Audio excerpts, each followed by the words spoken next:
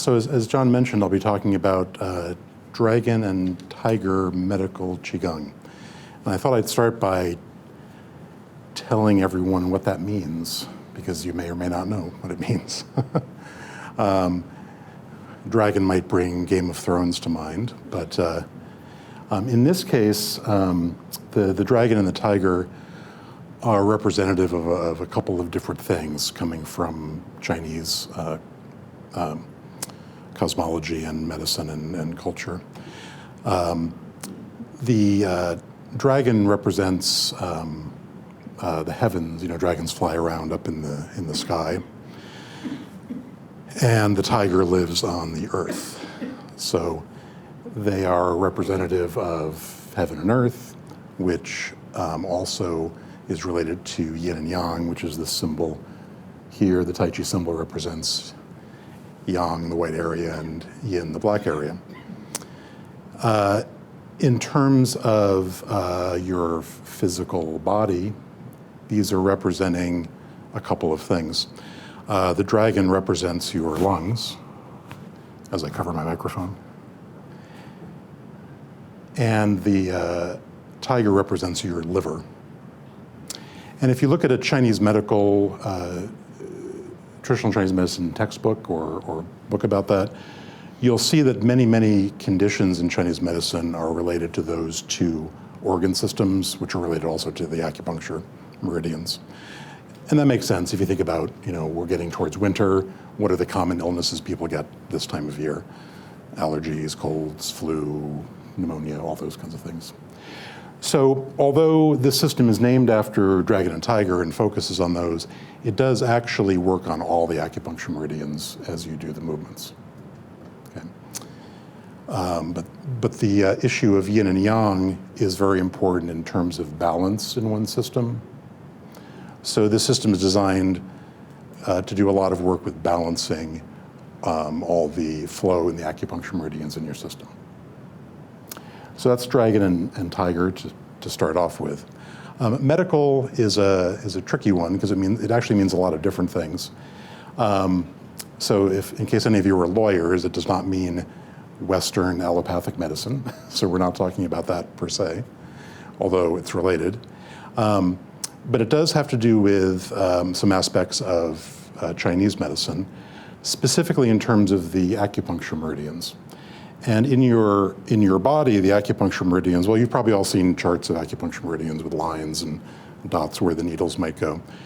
But in terms of where those reside in your body, there's a layer in your body below your skin, which in Chinese is called the Wei Qi, and that is the protective qi of your body.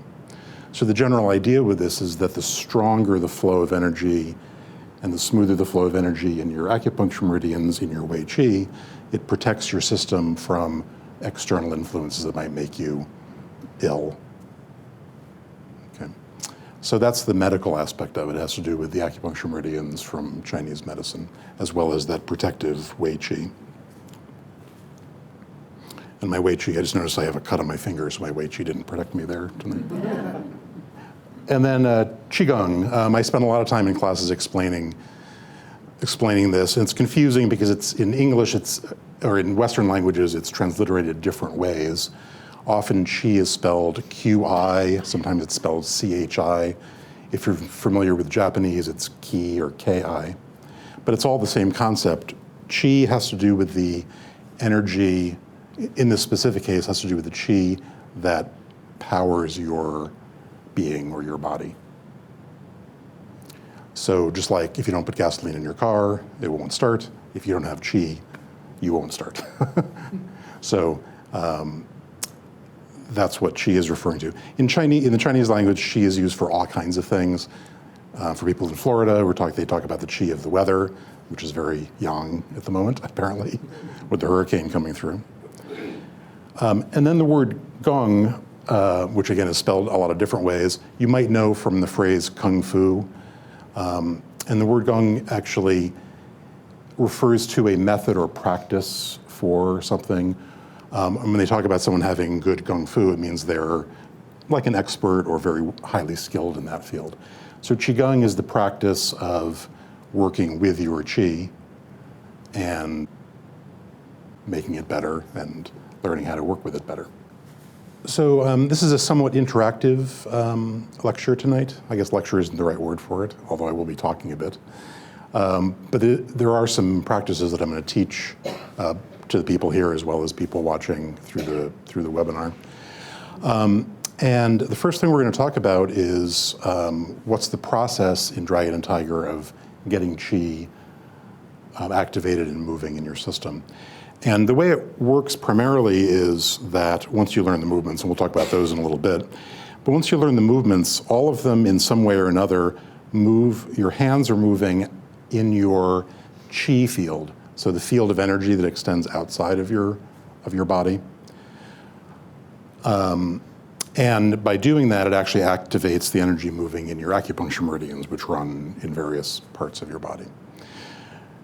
So to kind of get a sense of that, what I'd like you to do is take your two palms, and if you kind of hold them like this, where the lowest spot is right in the center of your palm, that's a point. I'm just going to take my glasses off because they're just going to slide off tonight. Anyway, that lowest point in your palm is what's known as the Laogong point, which I do not remember the English translation of that at the moment. But it's the point that energy most easily exits from your hands. So people that are familiar with things like healing touch and Reiki and other hands-on healing systems, that's the primary thing that's emitting energy to the patient or whatever, the client. So if you take these 2 points and face them towards each other, and there's 3 things you can do. And the point of this is to kind of start getting a sense of something that's not your physical body. So the 3 things you can do are move your hands closer together and farther apart. So change the distance between your palms. And if you get tired holding your arms up, you can always put them on your lap, whatever's most comfortable. So you can change the distance. The second thing you could do is make some small circles.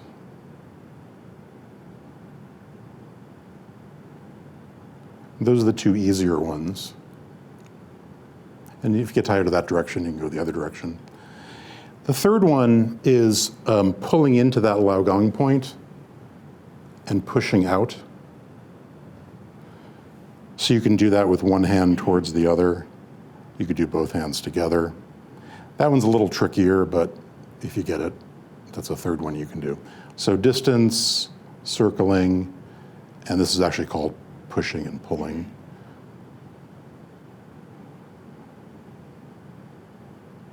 In Chinese, the words for that are tui na. And most people, when they do this for a little bit, you'll start to feel something that's not your physical tissue.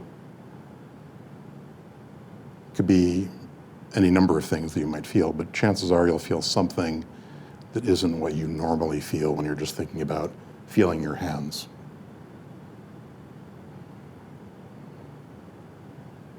A few of the most common ones are sometimes people will feel kind of a tingling. That usually means the nervous system is waking up in some way. Your nerves are waking up. Sometimes people get a sense of warmth, which usually means that more blood is flowing out into all the little capillaries that go out to the ends of your fingers. So any of you get cold hands in the winter? Yeah, this is one you can do. Or any practice that gets the blood to flow more out to the ends of your extremities will help with that. And the third one is that sensation, kind of like if you took 2 magnets and held the identical poles towards each other, and they kind of have that resistance kind of bouncing off of each other. So those are 3 things that people commonly report feeling when you do this kind of thing.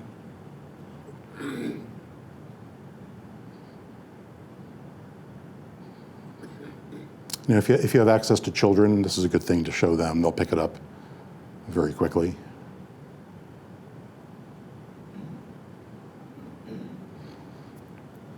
And feel free to keep practicing that through the evening here as we go into some other things. So the idea is that eventually when we start learning these movements, and if you want to do this a little bit now too, that's fine, but you can do the same concept, not just with your hands towards each other, but also, for example, facing your torso, so you can activate the movement of qi in your torso, for example. And again, taking it all the way, you can do, your arms, you can do your face and head, you can do your legs, you can do your back, you can do pretty much anywhere. So anywhere that you can reach.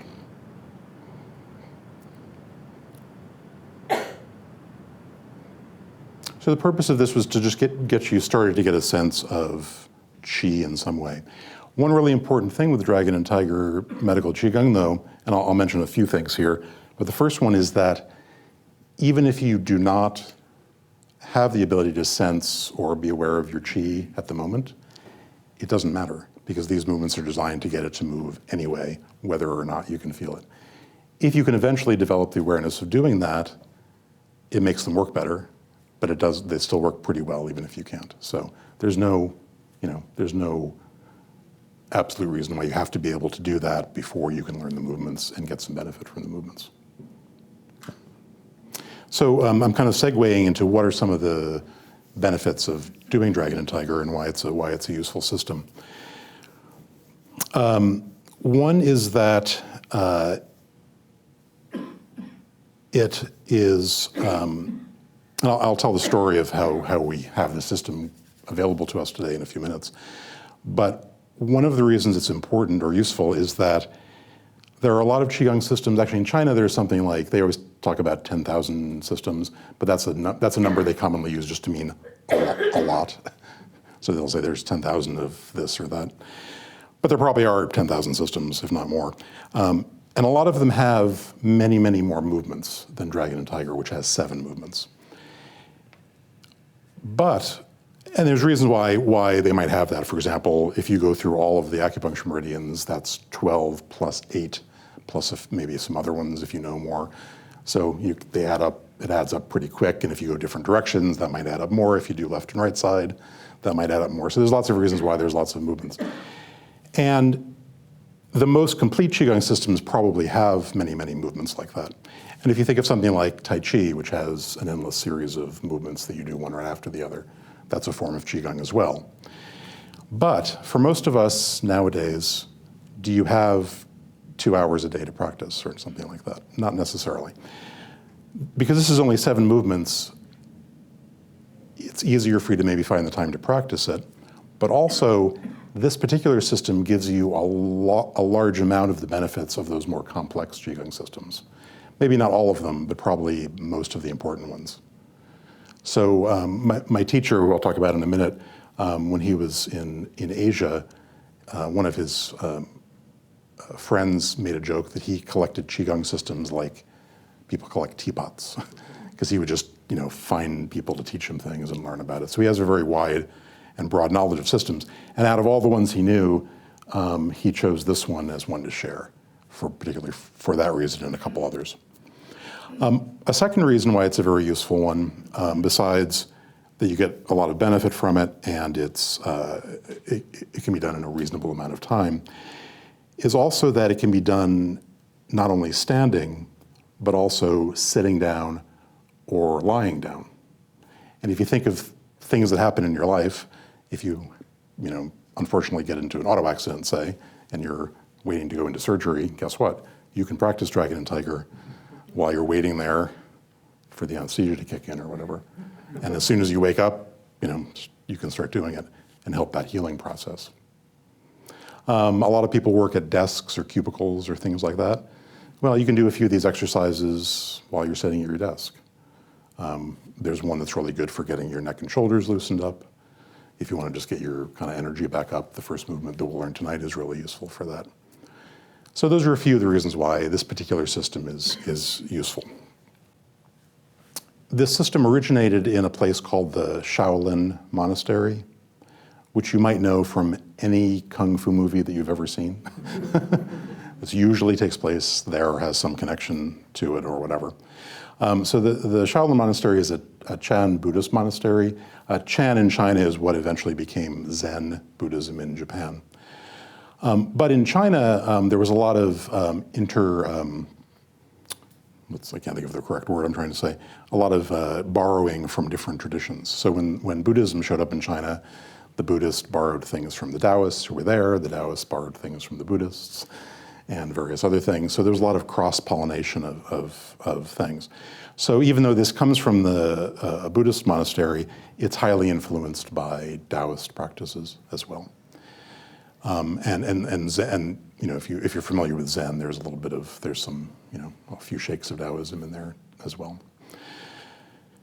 So this was a system that was primarily practiced by the upper level clergy type people at the Shaolin Monastery. And one of those people in the 20th century, as things were obviously changing a lot for China at that time, normally these practices would only be taught to disciples or male family descendants. But he had neither of those at this point in time. But he did have a niece whose name is Zhang Jihua, and he taught this to her at some point. Zhang went on to become one of the best and most well-known Qigong doctors in China, to the point where she was actually the personal physician to some of the high-level Communist Party people. And this is during the Cultural Revolution, when most of the old things in China were not looked upon favorably. So the fact that it survived through that is a pretty amazing thing. Over time, she taught something like 20,000 people Dragon and Tiger, taught people to teach it, which means there's probably like 2 million students who have done this. It's actually one of the two main systems in China used for cancer patients. We'll talk some more about that later. So that's the first part of the story. The second part is that my teacher, whose name is Bruce Francis, spent many years in Asia studying all different kinds of martial arts, healing arts, and spiritual arts, and was in Beijing studying with his last Taoist teacher, but was also looking to complete his training as a Qigong doctor. And asked around and tried to find out what was going on, and eventually got hooked up through a mutual friend, with Zhang Jihua. And so they met, and she was impressed that he knew Qigong really well, and was trying to think what would be useful to teach him. And he mentioned who his teacher was, and she looked at him like, who? Because his last teacher, whose name is Liu Hengqie, basically lived as a hermit. He's a Taoist sage who lived as a hermit in Beijing since 1949 and didn't really go out to see people. But some people knew he was there. And he only taught two people since 1949, one other person and my teacher. So they were, once she heard that, she wasn't quite sure what to do, but they arranged for the two of them to meet. So Liu and Zhang got together, and they kind of sent Bruce out, like the way you send a child out when you don't want him or her around. And they talked for a while, and then they agreed it's fine to teach him. And she chose to teach him Dragon and Tiger, although she had kind of moved away from being that involved with it. But she thought about it and thought that was the most useful system to teach that might benefit the most people. So he spent a lot of time working with her through all the levels of that, as well as there are some aspects of this system that are related to Qigong medical practices as well. And then the third part of the story is that Bruce primarily teaches a series of what are more properly called Neigong systems that are generally more complex than most Qigong practices that are around today. And one time, as I've heard the story, he was after a long day at a retreat or something. Bruce and his senior student, Bill Ryan, who founded a Tai Chi school near Boston, were in the hot tub relaxing, and Bill asked Bruce something like, Bruce, is there anything you teach that's easier that we can teach our students? Because everything is so complicated and there's so many pieces. And he thought for a minute and thought, well, there is Dragon and Tiger Qigong, so maybe I'll teach that. So anyway, we have this kind of multi-layered story of how this got to us today. And I'm really glad that that happened, because this is a system that, even though I've learned a lot of other practices from Bruce and Tai Chi and other things, this is the one thing that if I know I can't do anything else, this is the one I can do. Because as I mentioned, sitting, standing, lying down, you can do it in a very, if you're sick or injured, you can adapt it for those situations. For example, I taught someone who had broken her back and could only be upright or flat. Those are the only options that she had. So we were able to adapt this, and she couldn't turn left to right, which you actually do in some of the movements.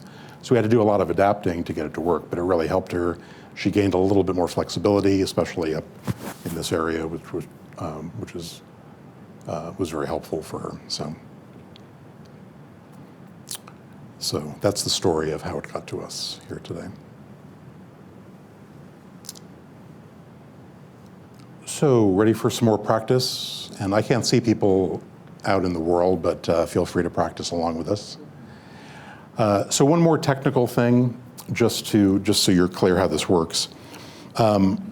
In the West, usually anatomical models are this way with the arms hanging down, but in China they're usually this way, because if you look at, and it's not just humans, other beings, other animals and things, everything on this side, which is this kind of soft side of your body, these would be considered the yin meridians. So everything in the inside of your legs, the front of your torso, the front of your face, and the inside of your arms. And then if you one way of doing it is you can kind of get hunched over like this, and everything on the outside would be the yang meridians. If you think of a turtle's shell, that's the yang side of the turtle, very obvious. So anything on the outside of your legs, the outside of your arms, your back, and up the back of your head. So only two things to remember, yin and yang, not too hard to find. One nice thing about this system is that you do not have to know all of the acupuncture meridians, which is a little, it's tricky to remember them sometimes. I've been studying them for many years, and I occasionally forget which one I'm dealing with. But here you only have to worry about yin and yang. And another thing, if you forget what the yin meridians and the yang meridians are, hit yourself on the arm on both sides. Whichever one hurts more, that's your yin meridians. Very brave people already hitting themselves in the back. Okay. So before we stand up and do this, we're going to do a little practice just to kind of get used to where you're going to be tracing. So what you're going to essentially be doing is tracing one area of your yang meridians on your legs, come up the inside, which is the yin meridians, then up your torso and back down. So it's a relatively short, relatively easy to learn. It gets a little bit trickier in the later movements, but this is the first movement. So if you take your hand, actually let's do your right hand, since I assume most of you are right-handed. So I'll do mirror image. And if you find the side of your hip, there's kind of a dimple on the side, which is it's one of the few acupuncture points I can remember the name of, because it's one of my favorite ones. It's called jumping circle.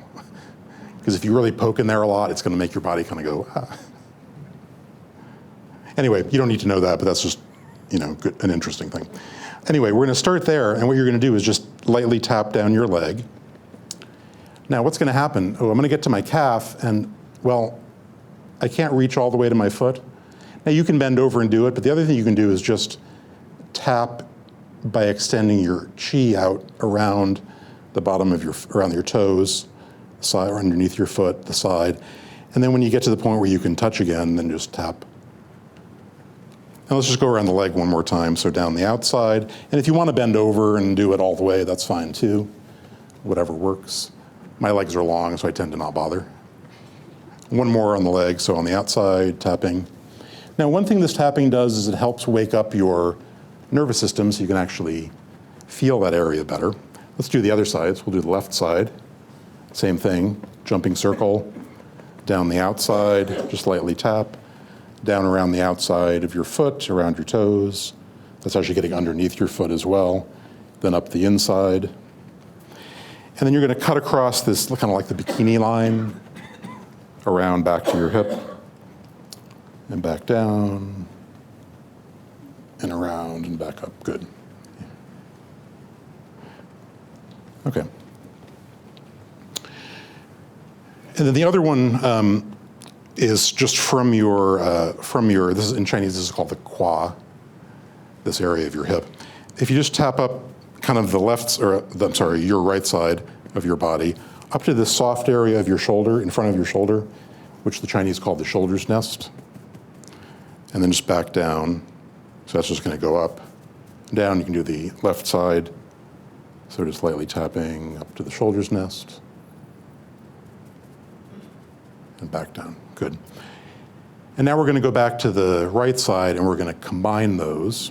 So we're gonna start here on the hip again, go down the outside, around the toes, up the inside, and then you're gonna kind of pull your arm back to the front and then go up your front to your shoulder, back down. Let's do that same side. So you're gonna kind of go around to the side, down the outside, around your toes, back up the inside, up to your shoulder's nest, and back down. Great, other side. So down your outside, yang meridians, around your toes, up the inside. And you want to pull your arm to the front as then you come up the side to your shoulder's nest, and then come around to the side of your hip. So this little circle around your hip is really important, and that's an easy one to forget as you start doing the full movement. That's one of the reasons we do this, is to help your system remember where these areas are. Okay. And so let's stand up. And if you need to spread out here a little bit, feel free to do that. Again, just for the purposes of time, we're not going to do the sitting version of this. We'll just do the standing one. So now what we're going to do is do that same tracing, but instead of doing the tapping, we're going to actually just, like we were doing with our hands, we're going to just trace the meridians with our palm out in the etheric body. So you just kind of want to use your intent to trace that same line you were just tapping. So again, starting here on the side, you're just going to extend your fingers down towards your ankle, but you don't need to lean over. You can just extend it. You can look and see where you're going for now. And when you're first learning, it's good to know where you're going. And then you're going to just turn your arm around the toes, and then coming up the inside. And then you're going to pull your arm over to here. And then you want your hand facing in, but up a little bit when you get up to the shoulder's nest. And then turn your hand over, and it's still facing in towards your body, but kind of more down. And let's do that side one more time. So down, around, up the inside, up to here, and back down, and then around. Good, let's do your left side. So this is kind of a truncated version of learning everything here, but getting the idea. So tracing down the outside, around your toes. Eventually you don't need to look, you'll just feel where they are, but for now if you need to look, that's fine. And then pull your arm to the center of your right side up to the shoulder, back down, and pull your arm around, down to your ankle, around your toes, up the inside, back to the front of your hip, up to your shoulder's nest, and then back down. Good. So a couple little things with this. One is, what is the mechanics of getting your arm to go around your toes and then come back around to the side of your hip? Which part of your arm do you move to get that to work? Any guesses? Shoulder, yeah, shoulder blade is the correct thing. I'm not going to get into that too much tonight. It's going to be hard to see on the camera. But basically, you want some motion in your shoulder blades kind of going side to side, which is how your shoulder blade is designed to work if you're doing that kind of curving motion. Okay. So again, in the workshop this weekend, we'll spend some time working on that. The other thing with the shoulder is that, watch my right shoulder very closely. This is not the best way to move your shoulder.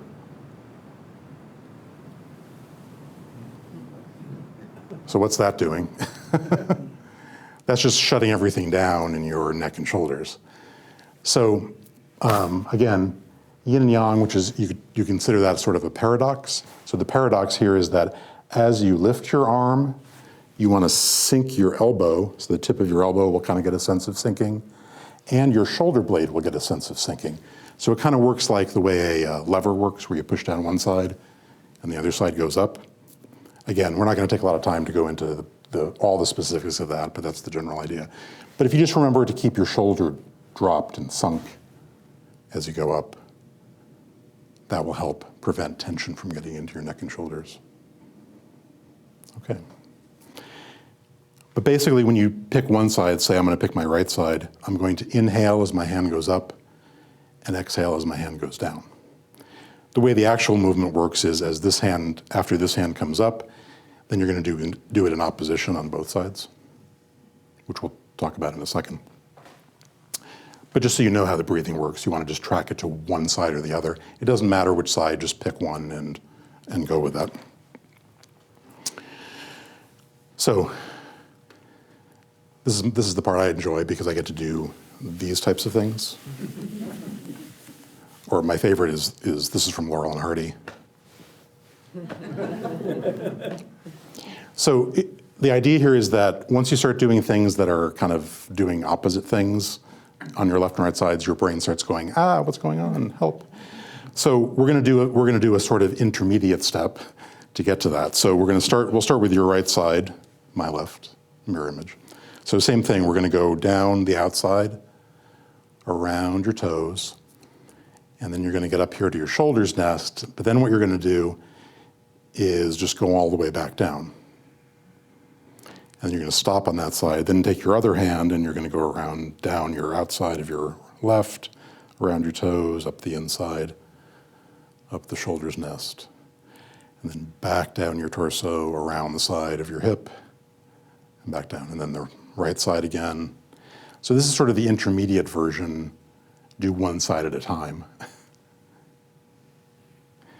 And then when you feel really brave, which we'll do on the next round, so this time, as your right hand comes up, start your left hand coming up as your right hand goes down. Now it gets tricky here because then you have all these turning around things, coming around to the side of the hip, which you're going to forget. So this happens. But one of the reasons I think they build these kinds of things into Qigong forms is to actually help you do it better. Because if you have to really focus your awareness and attention on what are essentially relatively simple movements, you'll probably end up remembering how to do it better. So now, if you run into problems and this just isn't working, just go back to doing one side, stop, do the other side, stop. But ideally, this is what you want to end up with, is one goes down as the other goes up. And it's the downward motion that actually helps the upward motion to happen. In the same way that if you throw a ball down on the ground, it's going to bounce back up. It kind of gives that, whatever that type of force is called.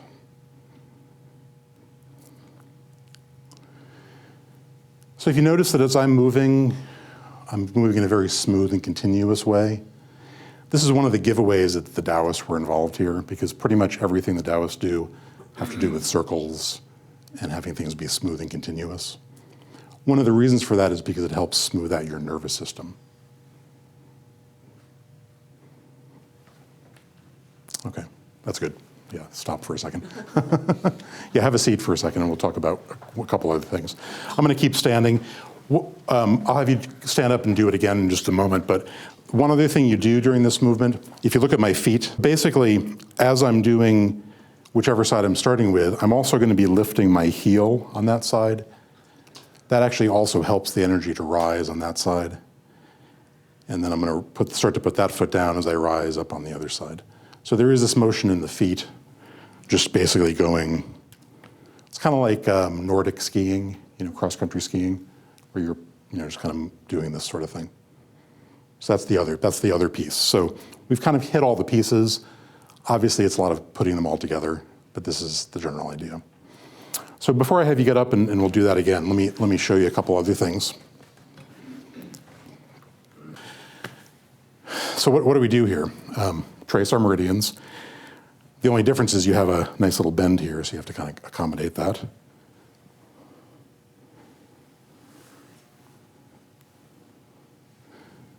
It's a little trickier, but same general idea.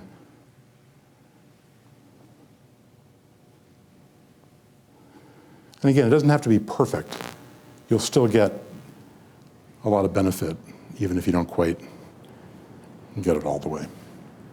And you can do the foot lifting too, so you can lift your heel on your right foot as that comes up. And then that starts to go down as the one on the other side comes down.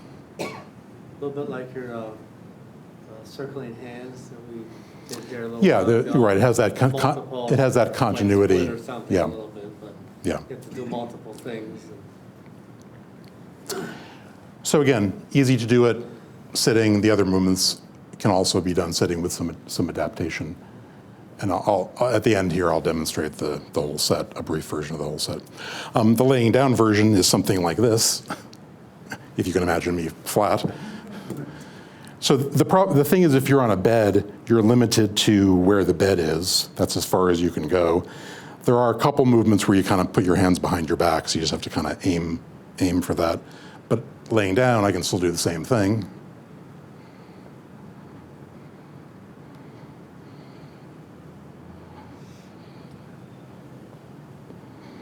So get the idea? Yeah, so it's very adaptable. If you're injured, for example, let's say you injured your shoulder. I don't know anybody in this room who might have had that situation. But if you're practicing this, and it hurts to go beyond here, say, that's fine. Just aim your hand to where you want the energy to go, and just move your arm as far as it'll go. No problem. Your balance is off, don't do the foot lifting thing. Just put some pressure on the ball of your foot and onto your heel. You don't have to actually lift it. Maybe that'll make you fall over. So you can do a lot of adaptations for your situation with this. So the idea is do as many pieces as you can remember and do comfortably, but if it makes you mess up, just take one out. If you can't do the opposition, just do one side at a time. Okay, so let's stand up and try that one more time. Now, a couple of you have taken things with me before or seen me teach before, and I spend a lot of time talking about alignments, body alignments. And they are important in Dragon and Tiger, but it's a much more forgiving system, so I'm not even talking about it tonight. If you want to learn that, come to one of my other classes or watch my other videos. I think I might have covered that in one of the other ones. But I will mention one particular one especially, which is that your knees should never be completely locked. So you should always have a little bit of a bend in your knees. And that's true of the elbows as well, but it's not as big a deal because you don't have the weight of your body on your elbows. Okay, so again, we'll start with your right side and down the outside around your toes, up to here, and then you want to lift that heel, and then the other one comes up as that one goes down. And they both turn at the same time if you can get that coordinated. If you can't, it's fine. Just do the best you can.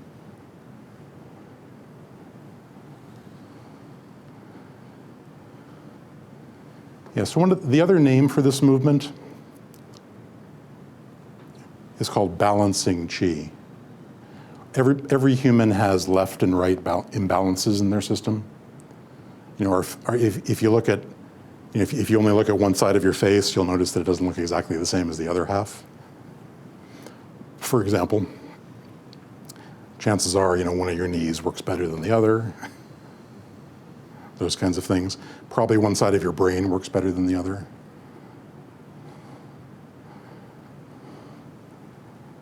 Okay, good. Yes, that's the general idea. And again, the nice thing about this system and this movement particularly is that it does not have to be done perfectly. There's plenty of places in life where you can worry about whether something's perfect or not, but this doesn't have to be one of them. The idea is to get the most benefit that you can from it. So, great. So have a seat again.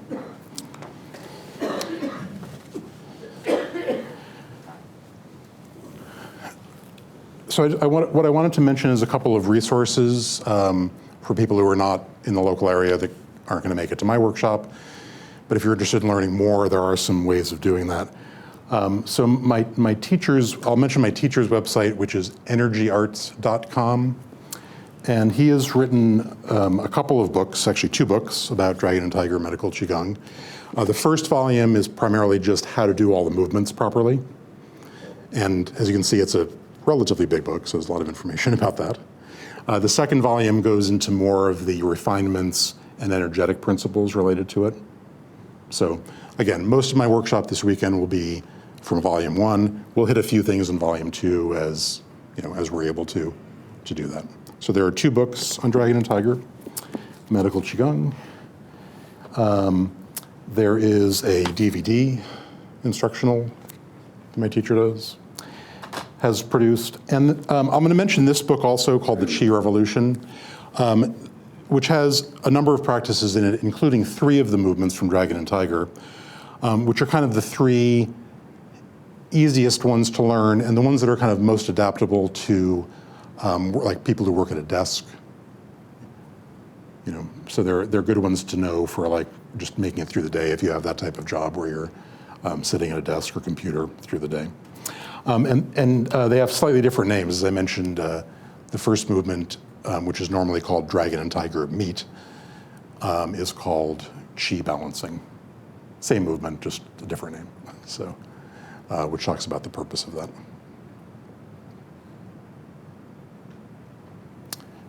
Okay, so what I will do is do a short demonstration of all 7 movements. Normally, if you do an entire set, you would do 20 repetitions of each movement. And generally speaking, you don't want to, when you're doing a full set, you don't want to alter that or do more of one or the other. However, you might find that if once you learn this, if you learn all the movements, you might find that one of the movements is really useful for some issue or problem that you're working with. That movement you can do as many times as you want first. And then you do a full set to kind of integrate it into everything in your system. So it works really well that way. I've used that for a number of things. I mentioned earlier that in China, this is a system that's used for cancer quite a bit. Kind of in 2 ways. It's especially good to mitigate the effects of radiation and chemotherapy treatments. So both kind of physically and emotionally and whatever helps get your, helps mitigate whatever side effects you have from that. It's also in China used as a primary treatment method, but in that situation, patients who are given that, because maybe they don't have any other options, end up having to practice it many hours a day. So lots of repetition of the movements and form through the day. And also I'll share my personal experience with this is that actually earlier this year, I was diagnosed with prostate cancer, which is very common among men with gray. And I, through my treatment, I did radiation therapy. And through my treatment, I did lots of Dragon and Tiger. And I really had very few side effects. It was quite, the bad side is I had to deal with that. The good side was that I was able to field test Dragon and Tiger Medical Qigong and see what it would do. And it actually kind of kept me at a even level kind of through the whole thing without a lot of changes in how things were working. So my personal experience is that it's very useful for that mitigation of treatment options. So, great. So I will do a demo, and then we can see if there's any questions or other thoughts here. So, I think I will. Sometimes I do this and I talk through the movements. I think tonight I'm going to just do them, and then if you have any questions about what they're for or anything about them, you can do that. So I'm going to do less repetitions of each movement just so you can see that. I will say as I'm starting here, one of the things you can do before you start Dragon and Tiger is what's called stirring chi. So it kind of gets the chi below your body. Your energy field extends beyond your physical body. So it's actually kind of just getting the energy that's down there kind of moving and stirred up before you start pulling it through your meridians. So you can do that for a little bit before you get started.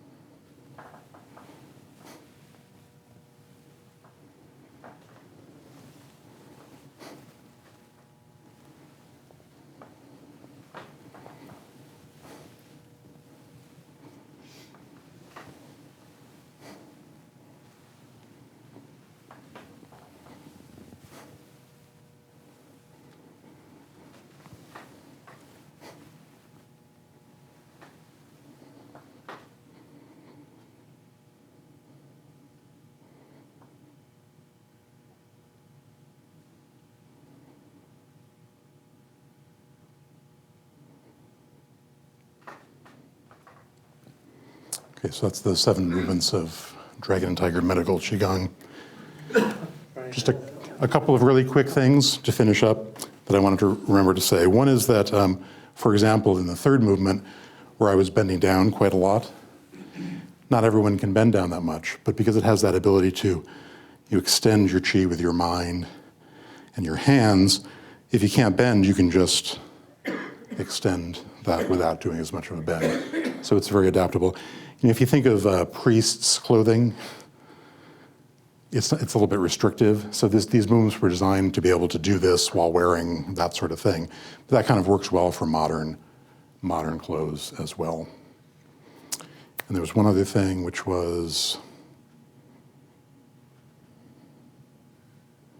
that the seventh movement, the last movement, kind of takes components from the previous 6 movements and puts them all together. So it kind of wraps everything up really nicely at the end.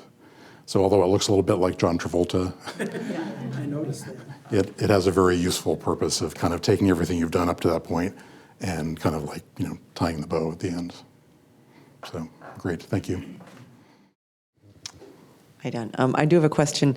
That movement, what was that? A little more about that it was very deliberate, and the back kick, the foot coming out. So are you letting the energy go? This, what are you? Yeah, so let me answer a slightly different question first, and then I'll do that. One thing you might have noticed as I was doing all the movements is that all the movements are not tracing meridians with your palm. So some of them do the palm, some of them pull all the fingers together, like the second movement. The last 2 movements use what's called sword hands in Chinese. So for example, this is something that was used by older versions of acupuncture, where you would not only put the needle in, but then you would send qi through the needle. So it's something that doesn't happen as often nowadays. So that last movement, basically, the name of the movement is Dragon Flies to the Heavens and brings back the pearl, and the pearl refers to the pearl of immortality. And so the idea is that you are kind of pulling everything from what's in Chinese is called the lower dantian. If you're familiar with chakras, it's the second chakra. So you're kind of going from that point and extending everything out as far as it can go in all directions. Now you have to have one leg on the floor, but the other one can get picked up. So that just amplifies it with the hand.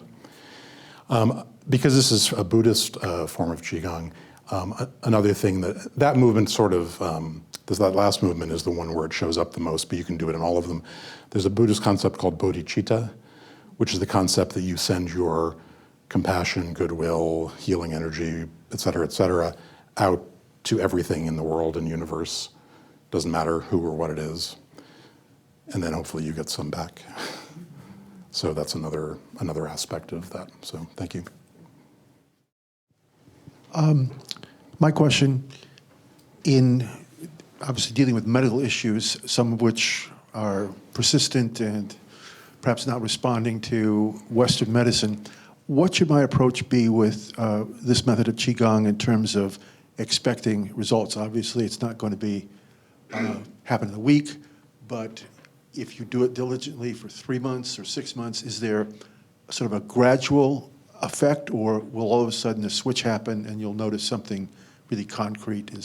What's the process? Yeah, that's. Let me answer a couple other questions first. The first one is that, and this is true of not just mental health issues, but also physical health issues too. If you have any, be sure to consult with your healthcare professionals before doing this, because it might, potentially cause something to not work right in your treatment or whatever. And then the second not quite answer to yours is that as I was learning this, one of the things that Bruce Francis taught along the way is that this system is actually really helpful for emotional issues, which are obviously very closely related to a lot of mental health issues or mental problems or state of minds. But if you think of in terms of Chinese medicine, you have your physical body, and then you have the energy that runs your physical body. But the next layer above that is your emotional body. So they're very interrelated. So for example, when you're sad, your breath tends to become, I'm a little sad. But if you go around doing that to your breath, you will probably induce yourself to become sad. So it works both directions. So like I said, there's a very close, or angry is another one. What happens when you get angry, your breath gets a certain way. If you do that to your breath, you'll become angry. So there's a very close relationship between your physical being and your energetic being and your emotional being. So Dragon and Tiger can help because it's primarily, one of the primary goals of it is balancing your system. If there's an imbalance one place, and this is really what all Chinese medicine is about, if your energy is running well through your system and it's smooth and continuous, you're healthy. If there's a blockage or it's not working right, something, either you're injured or you're ill. So the more you can keep that balanced all the time, it helps to kind of smooth and at least give you a baseline to deal with whatever issues you might be dealing with.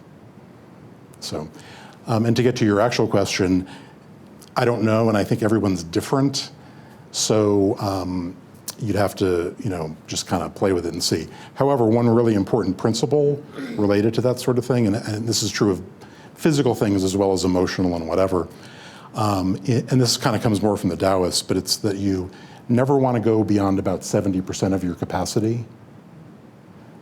So if you think you can practice for an hour, maybe you only want to do 40 minutes or 50 minutes, Or if you think you can move your arm this far out, maybe that's a little too far and you want to pull it back. Because what happens is when you get closer to that 100% range, it's your nervous system that starts rebelling and saying, no, I don't think I want that to happen. So always being a little bit below that actually helps your capacity eventually to increase or for healing to happen or things to get better. So, and of course in our society, everybody wants to go 110%, right? So backing off of that is really the key to some of that. So. Very quickly, you had said you were going to show us something that helped relieve the stress in the necks, in the neck, or there was a movement that would help. Oh yeah. So So basically, it's the fourth movement, which is starting, and you can't really do this with your neighbors there, but so, and there's more to it than what I'm going to show right now. But the general idea is that as I'm pulling in this side and kind of stretching out this side, and notice I'm turning my head. The thing you can't really see me doing as well is that I'm also kind of tucking my chin and stretching the back of my spine and occiput and aiming it down into this area by the clavicle. That actually helps loosen up a lot of the tissue. A lot of neck and shoulder things has to do with how the shoulder blade and the clavicle all connects to your ribs and spine and things in that area. So that's the one that's really particularly good. This also particularly gets energy moving through your yin meridians across your chest, which is really good for the health of your heart. So it's all, the alternate name for that is heart opening. How does Qigong compare or contrast to Tai Chi? As far as Tai Chi has a martial application, I don't think Qigong does, but I'm just curious how they're similar and how they're different. Yeah, and we could spend a whole workshop, so I'll give the briefest answer I can. And I will mention that my teacher's Tai Chi book has a whole chapter on that topic if you want to read more about it. But the quick answer is that Qigong is a more broadly used term. And there are different categories of Qigong. So there's medical Qigong, there's martial Qigong, so Tai Chi might somewhat fit into that category. The movements of Tai Chi actually originated at Buddhist locations, so Tai Chi is also sort of a Buddhist Qigong. So that's the big thing, is Qigong kind of is just practices dealing with your energy. And then if you're using it for a specific purpose, that's where it might be more specific. So Tai Chi is definitely a martial art, whereas many Qigong forms are not. Now it gets fuzzy because, for example, Dragon and Tiger Medical Qigong was originated at the Shaolin Monastery, which was primarily known for its martial arts. But if you think about it, for example, the second movement, where are we here? So the second movement, it's not too much of a stretch to think of, well, if I'm getting my energy going out my arm and out that direction, what if I just change that to this? So it has Dragon and Tiger has applications for martial arts, even though it isn't a martial art itself. So it's a very hard question to answer completely. So, but I think that's enough for tonight. And like I said, there's lots written on that topic. But that is very confusing. Oh, one other thing I will mention, which I like to mention, is that the second word of Taiji is not the same as Qi. It's two different Chinese words. So this is Tai Chi is actually it's a concept about yin and yang, and Qi is specifically referring to the energy that flows through your body.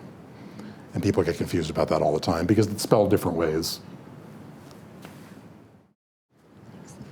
Inquiring minds want to know, how did you get interested or started or discover these practices?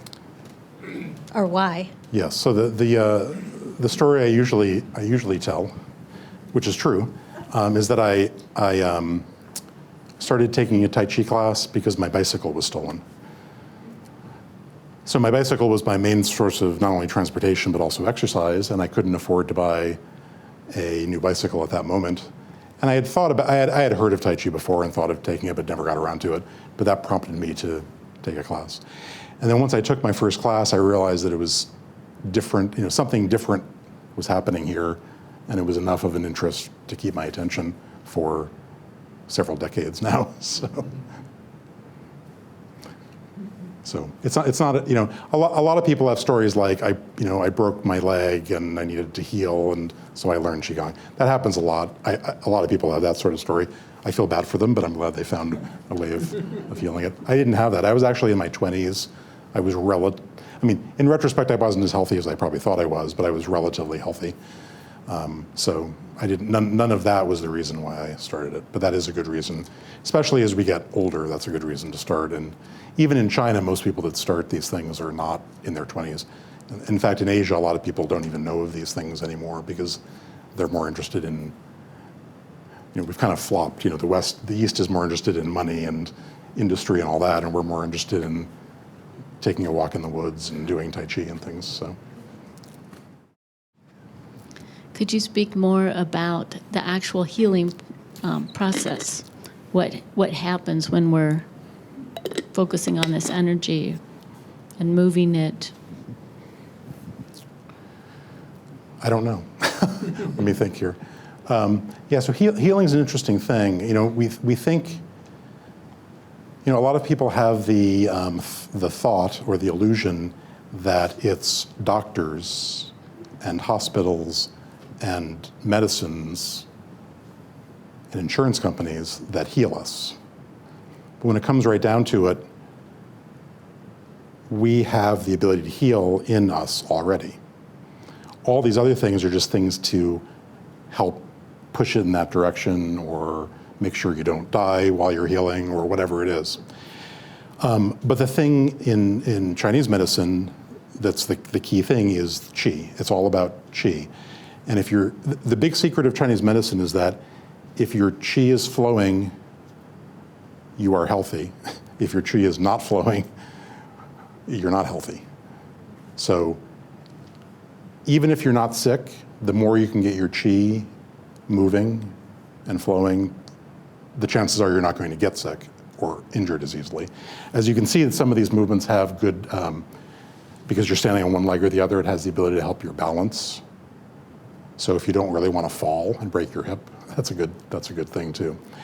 The other thing with Qigong in general, and most Qigongs do this, and the thing I've heard about this is that when you finish doing all the movements, it's very important to allow whatever qi is flying around your system to settle. And the place it usually settles is your lower dantian, which is the place in your body where all of the energies dealing with your physical health come together. So it's like the big major power station, and then it sends energy out to all the minor stations everywhere else. But when you have all this energy flying around and you accumulate it there, your system only needs so much of it to operate, but all the rest you can put into storage. So you can think of putting it like recharging your battery for future use, or putting money in the bank for later on. So that's the really important thing. So when you finish doing Tai Chi or Qigong, you always want to take that moment to allow that to happen. So if you finish your movements and then run off and do something else, you just lose all the benefit of doing that. So I think that's enough. I can probably go on for a while longer, but. A quick follow-up. I've heard you say lower dantian twice, and I only thought there was one. Yeah. Yes, these things are confusing. So they're generally considered to be 3 dantians. So there's the lower dantian, which is it's below your navel, but they're all in the center of your body. So the lower dantian deals primarily with your kind of physical health, that sort of thing. Your middle dantian is your heart. So it has a lot to do with your relationship to the world and other things and other people. And your upper dantian is commonly known as the third eye. up here. One thing that I've learned without going into great detail, because I don't know this topic fully, but the upper dantian is actually many energetic centers up in that area that work together. It isn't just one. So the pictures always just show one glowing thing in that area, but it's actually a lot of little glowing things that all kind of work together. At least that's my understanding of how it works.